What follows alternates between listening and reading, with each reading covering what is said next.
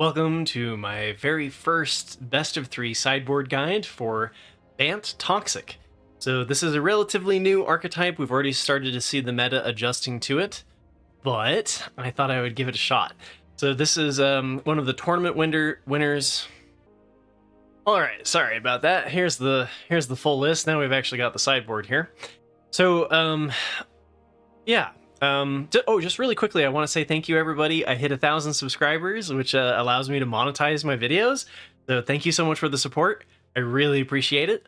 And that's kind of why I'm celebrating by adding in sideboard guides. I hope they're something that you guys like, because when I looked online, there weren't a lot of options. Everything was either paywalled and you had to pay money for it. And then also some of the sideboard guides that I saw were just kind of based off of random opinion. They didn't really have any substance to them.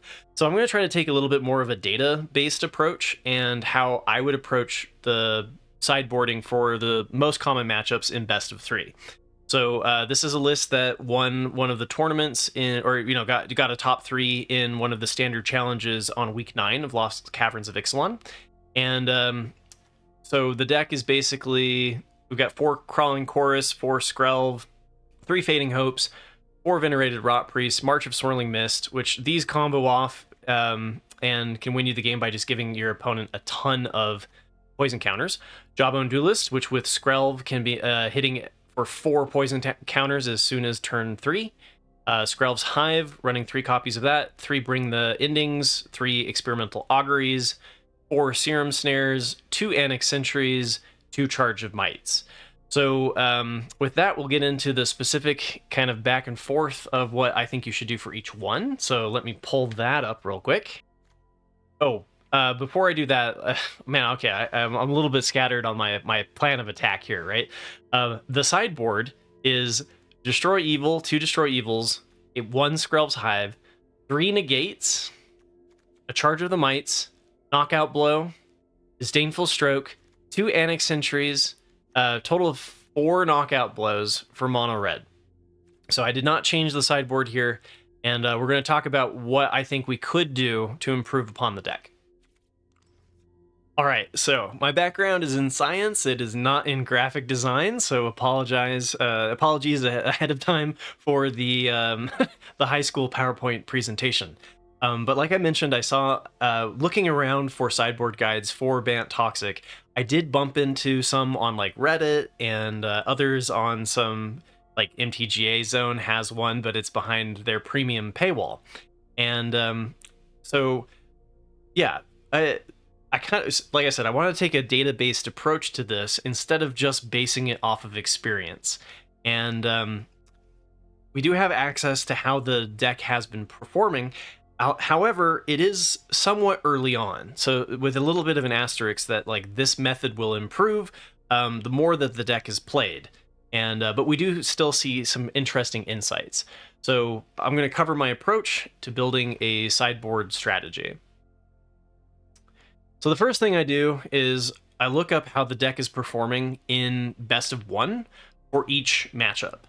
So this is where a best of 1 MTG tracker comes in handy, like Untapped, because you can cover more games in a shorter period of time than you can in best of 3. There are some problems with it, right? Because you don't necessarily get as much distinguishing between play versus draw, and some of the cards are not really brought in the best of 1 lists. But we still get to see what the top performing cards are. So this one is for mono red aggro. And you can see that the top performing cards are the Seed Core at 43%, Mirix, Seachrome Coast, Otawara, Soaring City, and Skrelv's Hive. And this is largely because blue mana that isn't a pain land, that doesn't hurt you, allows you to cast your most powerful spells against mono blue, Fading Hope, and Serum Snare.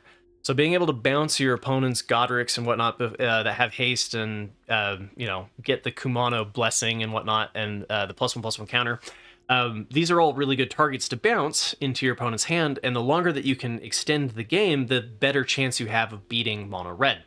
You can also see that since all of the numbers are below 50%, that this is a tough matchup for the deck, and I think is one of the toughest. And you can see what the bottom cards are, which are Bring the Ending, Charge of the Mites, and Experimental Augury. So my approach here would be, let's increase the ones that we know are doing well and decrease the ones that are doing poorly. So we can take this, we can look at the data and optimize the list against mono red aggro. And so we bring in 2 of the Annex Sentries to a total of 4 from the sideboard. We bring in 4 copies of the Knockout Blow, because Knockout Blow isn't in a best of 1 list, but this is where kind of like the common sense or experience of playing best in 3 comes in handy. And Knockout Blow is a card that is bad outside of the mono red matchup, but you do see it quite commonly in best of 3 sideboards, specifically to answer mono red. And so we're going to play a full playset of that and try to improve our match there. And then this one I really want to bring special attention to, because this is a card that I see many sideboard guides cutting. And it is your top performing spell against mono red. And especially in combination with the very top of the list, the Seed Core. So being able to give your 1/1 mites and turn them into 3/2s that gain you 3 life is one of the best ways that I've found to beat mono red. And ideally, you are going to play it after you've hit 3 poison counters, just for the life gain. And then the worst performing cards are Bring the Ending and Charge of the Mites, which are for slower matchups and are our worst performers. And I do want to note that some sideboard guides will have what to bring in on the play versus the draw. And generally, cards like Bring the Ending will work better when you are on the draw, going second, because your 2-mana counterspell will line up with their 3-mana creature. While Skrelv's Hive is much better on the play, since starting first means that you're going to have a higher chance of getting to Corrupted before your opponent sets up defenses. And but for this guide, I'm just going to leave the play versus draw out. And if you want to take out an extra copy of Experimental Augury and side in a Bring the Ending when you're on the draw, no one is going to stop you. So Experimental Augury is also too slow against mono red.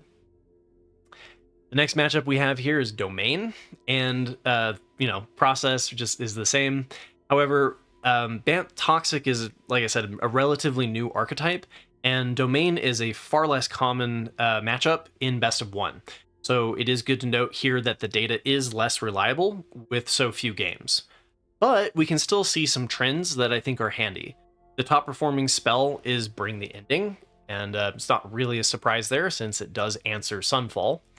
And all of the cards are well over 50%, which also makes sense since this deck was designed to prey on the best of 3 meta, where Domain is very common. And the worst cards are Annex Sentry, March of Swirling Mist, Skrelv's Hive, and Otawara Soaring City. So again, we can take the data and we can see counterspells like Bring the Ending do quite well.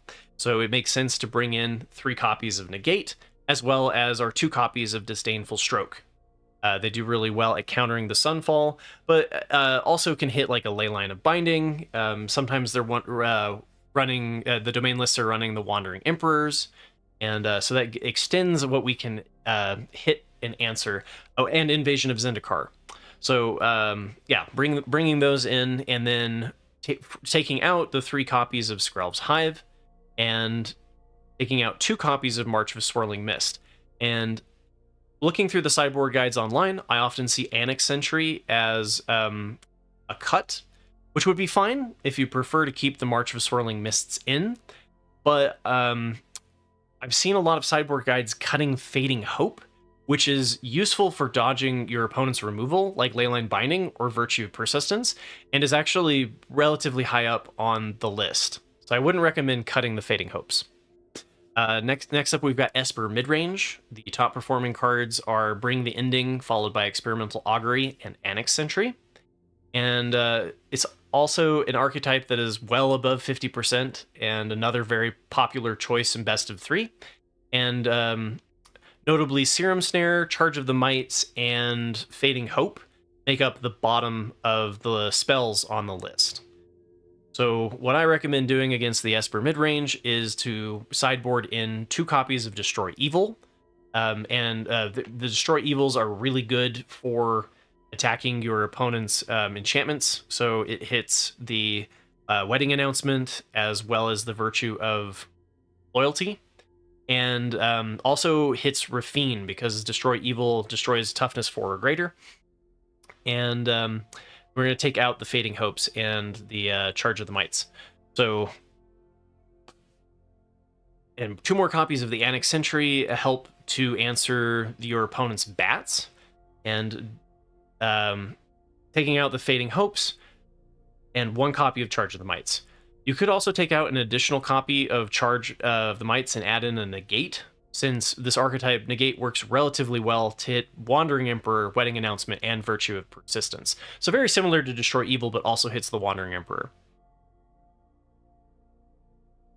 Yeah, sorry for stumbling a little bit. This is the first time that I've done one of these, so I'm still trying to figure out the optimal format. And so next up, we've got Golgari Midrange. I should definitely add the titles to which ones we're currently looking at. But yeah, Golgari Midrange, also very small sample size that will improve with time as we gather more data. But the top performing cards are Annex Sentry, March of Swirling Mist, and Venerated Rot Priest, which my experience with the deck in this matchup is that the matches are very grindy, and it usually comes down to pulling off the combo of Venerated Rot Priest with March of Swirling Mist, more so than any other archetype. And so it's kind of cool to see the data reflecting that as well. And then you can still see, we've still got above the 50% across the board, showing that it is also a favorable matchup.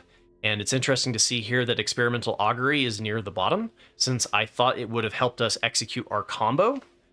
But it is a tempo negative play, and so it's just interesting to note. And then Bring the Ending and Charge of the Mites. So against the Golgari Midrange deck, I recommend bringing in 2 more copies of the Annex Sentry and 1 more copy of Skrelv's Hive, and taking out 2 copies of Charge of the Mites and -1 Ending. So there's another one here that I'd like to take a note of, which is I've seen a lot of sideboard guides recommend bringing in Negate. And so I had to go a little bit out of my way to check whether or not Negate was good against Golgari Midrange in the data. And the best way to do that is to look at the top performing, look at how it performed in a list in best of 1 that is running Negate. So in Azorius Control against Golgari Midrange, it is absolutely, like, it is a really great one to bring in. It does help you stop Gix's command, and it does help you stop Liliana.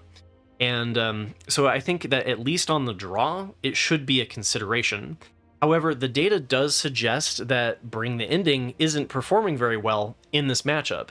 So it is a small sample size, and my strategy might change here. But for the time being, I suggest focusing on removing their busted 2 and 3 drops, and having faith that you'll eventually combo off with Venerated Rot Priest as your main win condition. And then bring out 1 Charge of the Mites and 1 copy of Bring the Ending. And of note, if the data turns out to be accurate, that if this match doesn't require the negates, it might be overkill to have 5 sideboard counterspells just for Domain.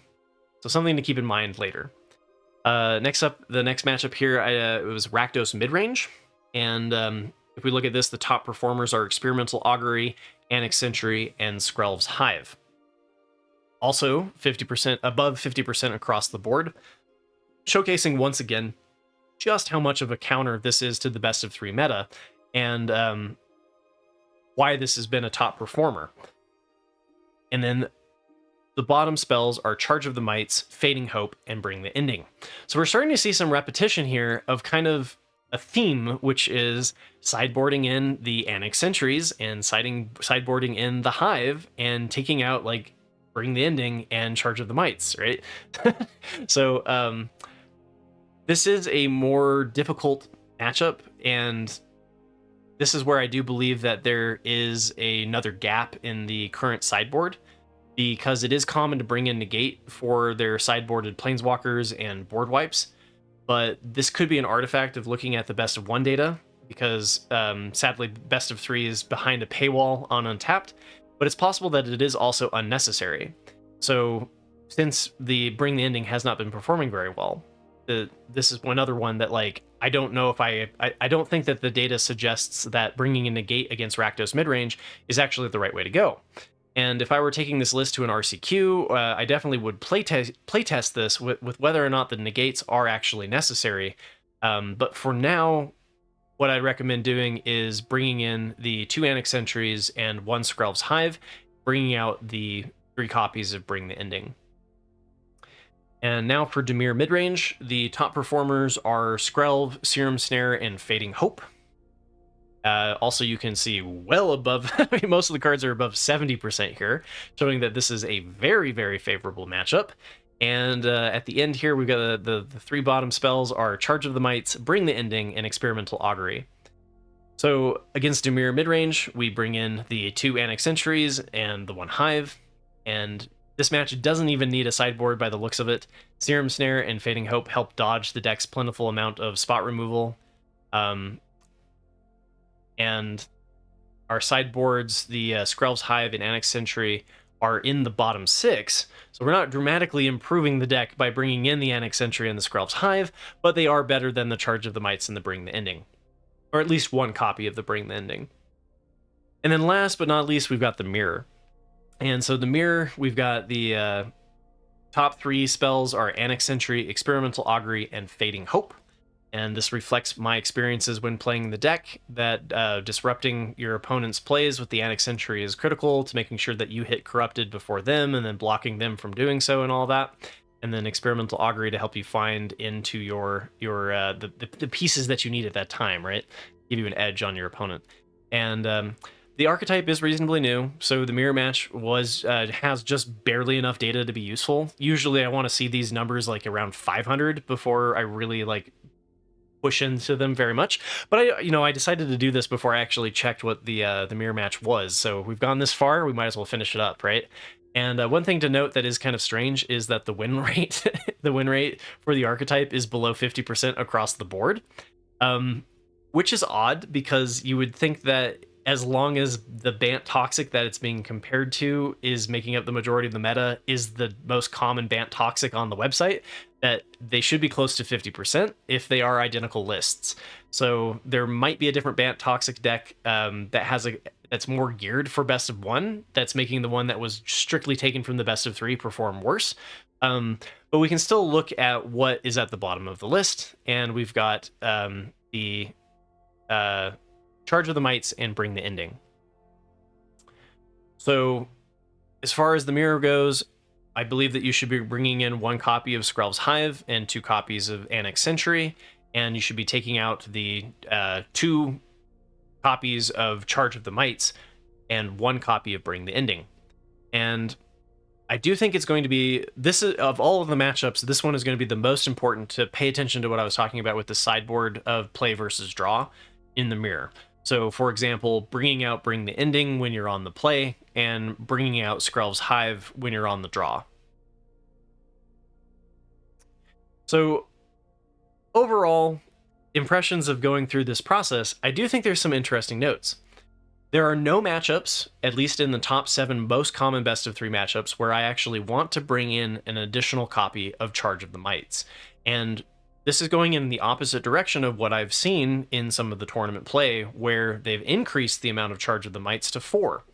So I would at least be curious to explore taking out the Charge of the Mites in the main and in the sideboard. What I think the data shows is that it performs best against control decks, so like Azorius Control, to rebuild after a sweeper. And it was in or near the bottom in all 7 of the most common matchups. Now, it may be a relic from against the days of mono white in the past, where it is the 2nd top performing card and is particularly good in that matchup. But I do think that it's a candidate for being replaced, along with 1 copy of Bring the Ending, potentially for 2 Sentry and 1 Hive, or we can keep the Bring the Ending in there and do like a 1-for-1, something like that. And then 3 negates and 2 disdainful strokes is probably too much for a match that is already highly favored. Now, with an asterisk, right? the negates could be doing better in best of 3 and not showing up in the best of 1, right? Especially with the like when they sideboard in cards that are not typically in their best of 1 lists, then you kind of have like I answered their sweepers and their planeswalkers that they're bringing in with negates. So, but maybe we don't need 3, right? So what I'm thinking is maybe that we drop like 1 negate and we drop the 1 charge of the mites, and we bring in something that helps us win the mirror match, assuming that there's going to be more of this deck that is pretty good at countering everything in the meta. And bring in 2 copies of Melira the Living Cure, because it makes it so that the opponent's toxic doesn't hurt us as much, right? So it's just an absolute destructive force to have against another toxic deck. But if you've made it to this point and listened through my first ramblings of this best of 3 sideboard guide, thank you very much.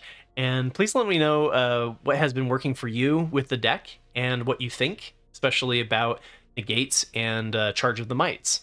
And sideboards always make interesting discussions. And I'm also playing around with the idea of making this a weekly series, doing a best of 3 sideboard.